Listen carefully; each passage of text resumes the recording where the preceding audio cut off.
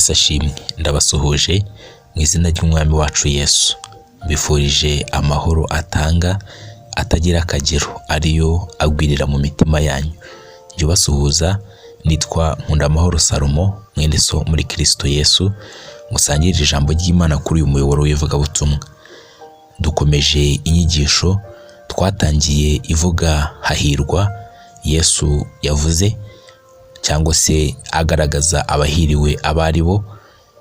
Ni inyigisho zitwa inyigisho zo ku musozi Yesu yigishije guhera muri Matayo igice cya 5 umurongo wa mbere kugeza kuri Matayo n'ubundi igice cya 7 umurongo wa 28. Zitwa inyigisho zo ku musozi. Hanyuma Yesu agaragaza abahiriwe abari bo mu buryo bubusanye rwose nabo isi yita abahiriwe, kugira ngo isi cyangwa se abantu bakurebe babone urahiriwe, ufite umugisha, uratunze, uratunganiwe, niyo waba udakishijwe ariko ufite ibyibanze biboneka. Abantu baravuga ati uriya muntu arahiriwe. Ariko Yesu agaragaza guhirwa kurenza uko, guhirwa kw'ibitagaragara. Iki ni igice rero cya 2 cy'iyo nyigisho. Ubushize twavuze ku gice cya mbere kivuga ngo hahirwa abakene mu mitima yabo, kuko ubwami bwo mu ijuru ari ubwabo. Ntabwo ari ubukene bugaragara ko umuntu atakora, ko umuntu atashaka ubuzima cyangwa ubutunzi, oya. Ahubwo muri biri ijambo ry'Imana habidusobanuriye neza.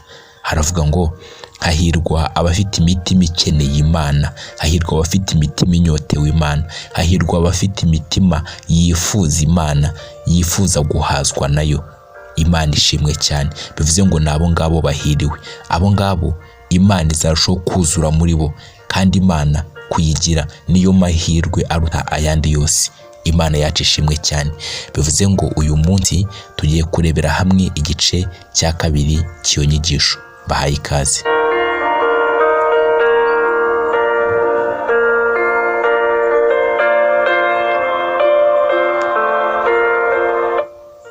Turasoma n'ubundi muri Matayo igice cya 5. Ndasoma umurongo wa 4. Haravuga ngo hahirwa abashavura, kuko ari bo bazahozwa. Hahirwa abashavura, kuko ari bo bazahozwa. Imana ishimwe cyane. Iyi ni hahirwa ya 2 Yesu yavuze. Iyi hahirwa ifitanye isano ya hafi na hahirwa yaramaze kuvuga ku murongo wa 3, hahirwa abakene mu mitima yabo, kuko ubwami bwo mu ijuru ari ubwabo.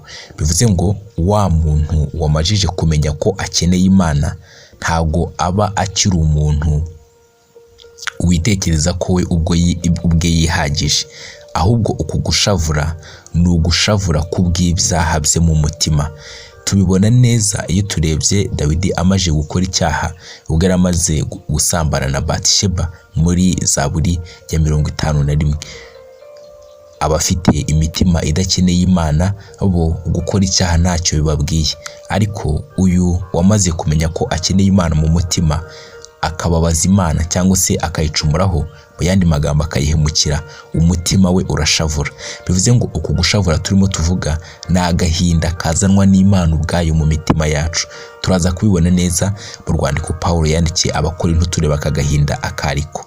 Hanyuma aba bakeneye Imana buri munsi bababazwa n'uko bayibabaje, buri munsi bababazwa n'uko bayicumuyeho bakayihemukira. Uku gushavura ni agahinda kazanwa n'Imana ubwayo mu mutima w'abamaze kumenya ko bayikeneye, w'abamaze kuyakira. Reka tubisome neza muri Bibiliya ijambo ry'Imana, mu rwandiko rwa 2 Pawulo yandikiye Abakorinto. Ndakoresha Bibiliya ijambo ry'Imana, ni igice cya 7, ndahera ku murongo wa 8. Nubwo urwandiko nabandikiye rwaba rwarabateye agahinda, sinicuza ko narwanditse. Nari ngiye kubyicuza igihe mbonye ukuntu rwabateye agahinda akanya gato, ariko ubu ndishimye, atari uko nabateye agahinda, ahubwo ari uko agahinda kabateye kwihana. Erega ako ni agahinda gahuje n'ibyo Imana ishaka, bityo nta kibi mwahuye nacyo kiduturutseho. Burya agahinda gahuje n'iby'Imana ishaka gatera umuntu kwihana, kakamugeza ku gakiza. agahinda nk'ako nta mpamvu yo kukicuza, naho agahinda gasanzwe ko muri iyi si kageza umuntu ku rupfu. Ni aka gahinda navugaga. Bivuze ngo Pawulo ubwo yabandikiye urwandiko rugaragaza uko bo bari, noneho barusomye rubatera agahinda ukuntu bagendeye kure y'inzira z'Imana, ukuntu batanye bagata inzira, bagira agahinda. Ashaka kubyicuza cyangwa se ashaka kwisubiraho, nawe ababazwa nabyo ko yaba yararubandikiye, ariko arigarura aravuga ngo ubwo ako gahinda kabateye kwihana ntacyo bintwaye.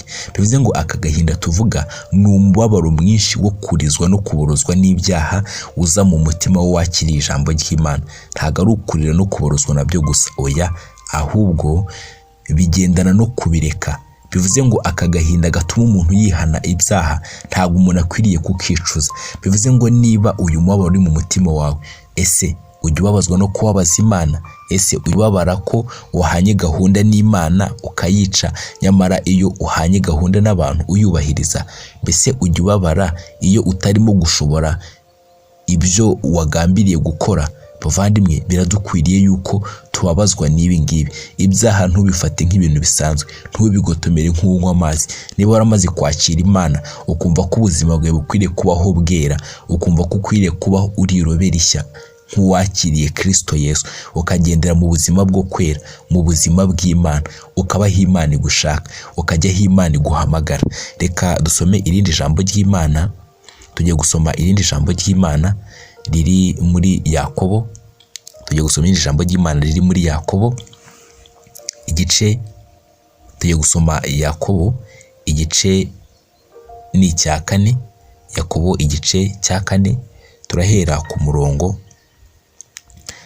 murongo w'8. Haranditse ngo mwegere Imana nayo izabegera, yemwe banyabyaha nimukarabe, namwe ab'imitima ibiri nimwiyeze imitima, mubabare muboroge murire, ibitwenge byanyu bihinduke kuboroga, ibyishimo bihinduke agahinda. Turacyumva kwegera Imana tukababazwa n'ibyaha byacu, uko twagenze, uko twagiye kure y'Imana, tukihanira imbere yayo kandi tukayisaba kutubashisha kutazongera kugwa muri uwo mutego. Nibyo koko twaje muri Kristo tubabarirwa ibyaha byacu byose, ariko muri urwo rugendo ntabwo tuba mu buzima bw'icyaha.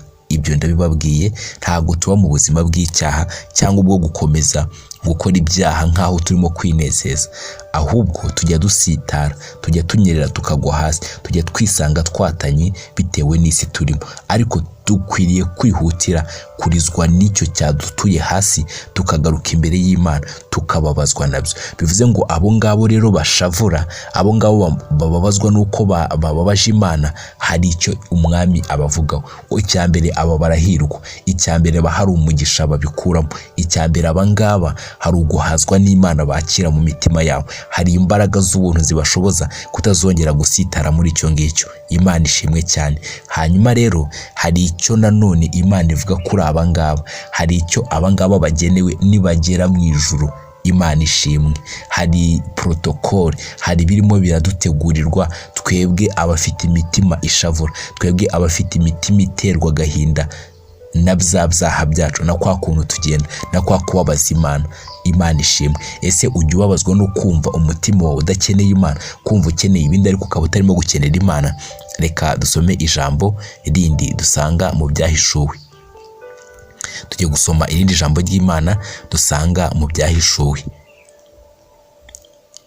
Ibyahishuwe igice cya 21 umurongo wa 4. Haranditse ngo izahanagura amarira yose ku maso yabo, kandi urupfu ntiruzabaho ukundi, kandi umuborogo cyangwa gutaka cyangwa kuribwa ntibizabaho ukundi, kuko ibya mbere bishize.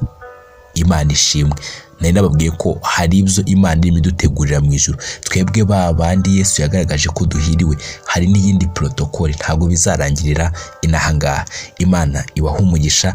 Dukomeze imitima yacu ikenera Imana, dukomeze dushavure kubwo gukenera Imana, kubwo kuyibabaza, kubwa wa wundi ndiwe abantu batazi, nkwiriye kubabazwa nawe nkaririra Imana bya bindi mfite mu mutima imbere abantu batanazi, nkaba ari byo ntungira Imana agatoki. Niba binkize nuko kwikunda, nuko kwirebaho, nuko kumva mfitanye ibibazo n'abantu, nuko kumva nibabariye, kumva ndi umuntu uhora wagirirwa impuhwe, kumva ndi umuntu wahora uteze ibiganza. Ibi bindimo ubinkize Mana. Hari ibindimo mpora ningingira Imana kunkiza, ningira Imana kuntabara. Nawe ibyo ngibyo ubyereka Imana, irabizi, irabibona, ariko rizwa nabyo, buruzwa nabyo, ubyereka Imana, iguha ubuntu n'imbaraga ubashe gutambuka aho hantu.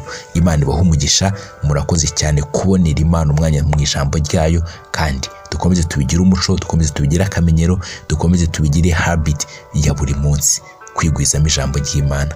Urakoze Mana kongera kumpa aya mahirwe ngo mvuge ijambo ryawe. Iri jambo rirakomeye, kandi iri jambo ni wowe ubwawe, rihetse imbaraga zikiza. Tuba twumva ibintu tukumva ibyinshi ntibishoboka mu bwenge bw'umuntu, ariko kuba warabyandikishije nuko bishoboka, kandi Umwuka Wera arahari ngo abitubashishe. Ufashe buri muntu wese wumvise iri jambo, uduha imbaraga zo gusohoza ibirivugwamo, mu izina rya Yesu, amen.